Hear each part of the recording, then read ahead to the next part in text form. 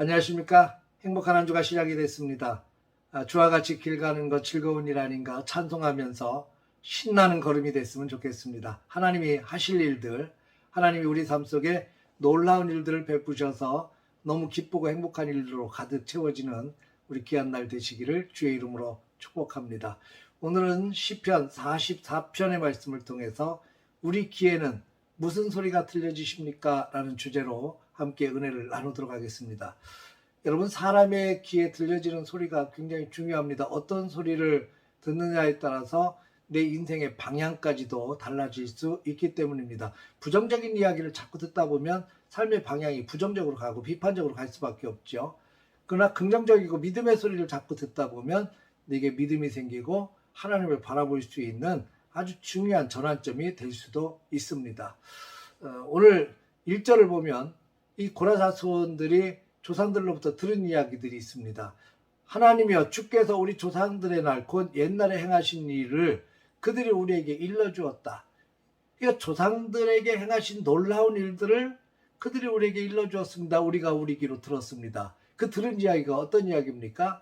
하나님께서 행하신 일들인데 주의 손으로 백성을 내쫓으시고 조상들을 이 땅에 뿌리박게 하시고 우리 조상들을 번성하게 하셨습니다. 그러니까 하나님께서 적과 꿀이는 가나안 땅으로 인도해 주셨고 그 땅에 살고 있던 거민들, 가나안 족속들을 다 쫓아내 주시고 그리고 그 땅에 자기 조상들을 뿌리박고 털을 잡고 살 수 있도록 그리고 번성하게 하도록 하나님이 도우셨다는 거죠. 근데 3절에 아주 중요한 말씀하고 있습니다.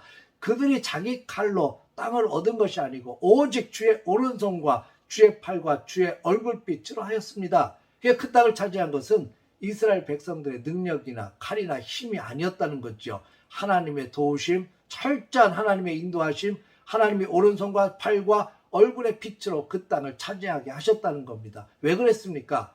주께서 그들을 기뻐하신 까닭이라고 말씀하고 있습니다. 여러분, 하나님께서 하신 일들, 하나님의 백성들을 기뻐하시고 하나님께서 그의 강력한 능력의 손으로 그들을 붙드셔서 놀라운 일을 행하셨다는 소식을 들으면 어떤 생각이 드십니까? 아, 주님은 참 놀라우시다. 그 주님이 나와 함께 계신다면, 나를 붙들어 주신다면, 주의 오른손으로 나를 붙들어 주신다면, 주의 팔로 나를 감싸 주신다면, 주의 얼굴빛으로 나와 함께 하신다면 내 삶이 얼마나 놀랍고 승리한 삶이 될 것인가, 이런 부푼 가슴을 갖게 만들지요. 여러분, 우리 귀에 하나님이 하신 일들을 선포할 수 있기를 바랍니다. 우리 자녀들을 앉혀놓고 자녀들에게 하나님이 하신 일들을 자꾸 말하십시오. 그래야 자녀들의 마음속에 믿음이 생기고 그들이 하나님을 바라볼 수 있는 용기가 생기는 거 아니겠습니까? 여러분, 가장 미련한 사람은 교회를 다니거나 신앙생활하거나 아니면 자녀들을 앉혀놓고 부정적인 이야기를 하는 거예요. 교회에 대한 험담이나 목사님에 대한 험담이나 아니면 기독교에 대한 비판적인 시각들을 자꾸 이야기를 하면 절대로 그 자녀들은 믿음이 생길 수가 없습니다. 결국 그들은 교회를 떠나게 되고 기독교를 부정적으로 바라보게 만들 수밖에 없는 것이지요. 여러분, 우리는 자꾸 하나님이 하신 일들을 말해야 되고 지금 우리와 함께 하신 하나님의 은혜를 말할 수 있어야 되고 또 앞으로 하나님께서 얼마나 놀라운 일을 행하실 것인가에 대한 소망의 이야기를 자꾸 해야 되고 그것을 우리 자녀들에게 들려줄 수 있기를 주의 이름으로 축복합니다. 그 소리를 들었던 이 고라자손이 마음속에 용기가 생기는 겁니다. 우리가 주님을 의지합니다. 주의 이름으로 원수들을 밟을 것입니다. 나는 내 활을 의지하지 않겠습니다. 오직 주께서 나를 구원하실 것을 믿습니다. 나는 조일토록 주님을, 하나님을 자랑하겠습니다. 이런 엄청난 고백을 하고 있습니다. 여러분, 귀에 하나님의 역사하심의 소리를 들으니까 철저하게 주님을 바라보게 되고 의지하게 되고 또 주님을 자랑하는 삶으로 연결이 되어지는 거예요. 9절에서 26절까지 보면 곤고한 자신의 삶의 처지를 하염없이 고백하고 있습니다. 너무너무 힘들고 고통스러운 삶을 나열하고 있는데 그러면서 굉장히 중요한 구절 한 구절이 있습니다. 18절을 보면 그러나 그러한 환경 속에서 나는 위축되지 않았습니다.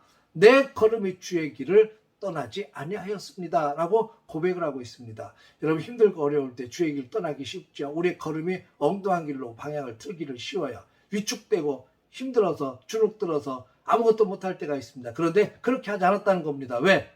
조상들과 함께 하셨던 하나님을 믿으니까, 지금도 나와 함께 하실 하나님을 믿으니까 말이죠. 지금도 역사하실 하나님을 기대하니까 말이죠. 사랑하는 성도 여러분, 주님이 함께 하신다면 놀라운 일들이 일어날 것입니다. 지금 상황이 힘들고 공고할지라도 그러나 위축되지 않기를 바랍니다. 걸음이 주님을 떠나지 않기를 바랍니다. 그럴지라도, 힘들지라도, 고통스러울지라도 이스라엘과 함께 하셨던 하나님이 지금 우리와 함께 하시고, 그들을 도우셨던 하나님이 우리를 도우실 것입니다. 그들에게 놀라운 일을 행하셨던 하나님이 오늘 우리에게 놀라운 일을 행하실 것을 믿습니다.